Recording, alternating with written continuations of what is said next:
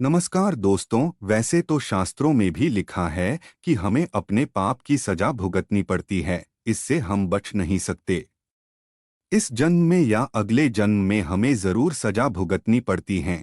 मित्रों, जैसा कि हम सभी जानते हैं कि इस दुनिया में कोई भी ऐसा इंसान नहीं है जो कभी भी अपने जीवन काल में एक छोटी सी गलती ना किया हो। मगर क्या आपको पता है, हमारे जीवन में कुछ ऐसी भी गलतियां या पापों की सजा हमें नहीं भुगतनी पड़ती है। हमारे जीवन काल में कुछ ऐसे पल आते हैं जिस समय में हम यदि कोई गलती करते हैं, पाप करते हैं जाने अनजाने में, तो हमें उसकी सजा नहीं मिलती है।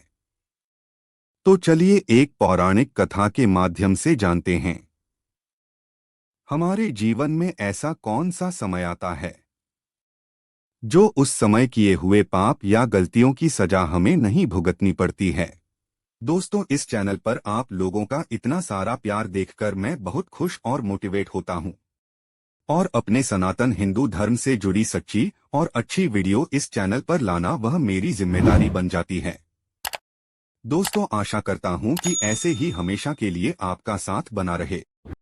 पौराणिक कथाओं के अनुसार एक समय में पृथ्वी पर एक मांडव नाम के ऋषि हुए। वह बहुत बड़े तपस्वी और धर्मात्मा थे।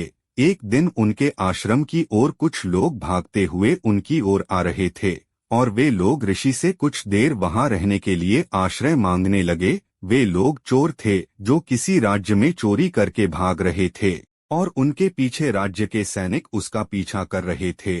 तो वैसे भी चोर महर्षि मांडव के आश्रम में छुपने के लिए उससे विनती करने लग गए। महर्षि को मालूम नहीं था कि यह लोग चोरी करके आ रहे हैं, और यह सभी चोर को महर्षि ने उनकी विनती सुनकर उसे छुपने के लिए उसे अपने आश्रम दे दिया। उसके बाद उस राज्य के सैनिक भी उस ऋषि के आश्रम तक आ पहुंची और महर्षि के आश्रम को तलाशने लगे। लेकिन सभी चोर अपना लुटे हुए धन उसी आश्रम में छुपाकर भाग चुके थे, और जब सैनिकों को वह लुटे हुए धन ऋषि के आश्रम से मिला, सैनिकों ने उस ऋषि को चोर का साथी मानकर राजा के दरबार में ले गया। तब सैनिकों ने राजा को सारी घटना बताया। उसके बाद राजा ने महर्षि को भी चोर मानकर सूली पर चढ़ाने की सजा सुनाई। जब महर्षि को सूली पर चढ़ाया गया तो उसकी मृत्यु नहीं हुई, मगर उसे दर्द और पीड़ा सहनी पड़ी। यह सब दृश्य देखकर उस राज्य के राजा को एहसास हो गया, यह कोई चोर या आम ऋषि नहीं है। तब वह राजा क्षमा मांगने लगा कि हे ऋषि श्रेष्ठ, हमें माफ कर दो, हमसे बहुत बड़ी गलती हो गई।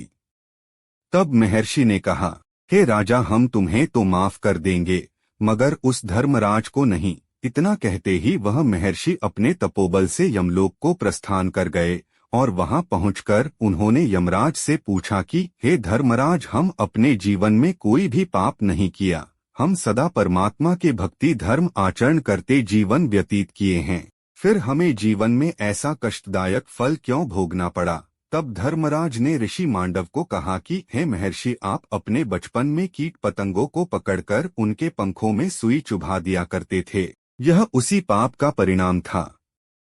यह सुनकर मांडव ऋषि ने धर्मराज से कहा कि धर्मशास्त्रों के अनुसार जन्म से लेकर 12 वर्ष की आयु तक बालक जो भी कर्म करता है वह पाप नहीं माना जाता है, क्योंकि जन्म से लेकर इस आयु तक वह अज्ञान होता है। आपसे बहुत बड़ी गलती हुई, इसका परिणाम आपको भी भुगतना होगा। तब महर्षि मांडव ने धर्मराज को श्राप दे देते हैं कि तुम भी पृथ्वी लोक पर जाकर मानव रूप में जाने अनजाने में गलतियां करोगे, और जब तुम विद्वान होगे तुम्हारी नीति कोई नहीं मानेगा। इसी श्राप के कारण धर्मराज द्वापर युग में विदुर के रूप में जन्म लिया था। तो दोस्तों, यही वजह है कि भगवान भी बाल्यापन में जाने अनजाने में किए हुए गलतियों को माफ कर देते हैं। तो दोस्तों, इस कथा से हमें यह तो समझ में आ गया कि जन्म से लेकर 12 वर्ष की आयु तक इंसान को किए हुए कर्मों का फल नहीं भोगना पड़ता है, क्योंकि वह अबोध होने के कारण उसके सारे कर्म माफ हो जाते हैं। और फिर जब धीरे धीरे उसके अंदर ज्ञान का प्रभाव होने लगता है, उसके बाद जो हम अच्छा कर्म करेंगे तो अच्छा फल मिलेगा, बुरा कर्म करेंगे तो बुरा फल मिलेगा, यह हमें पता होना चाहिए। वीडियो अच्छा लगा हो तो कमेंट में जय भोलेनाथ अवश्य लिख देना, और हाँ, हमारे चैनल को सब्सक्राइब जरूर कर लेना यार।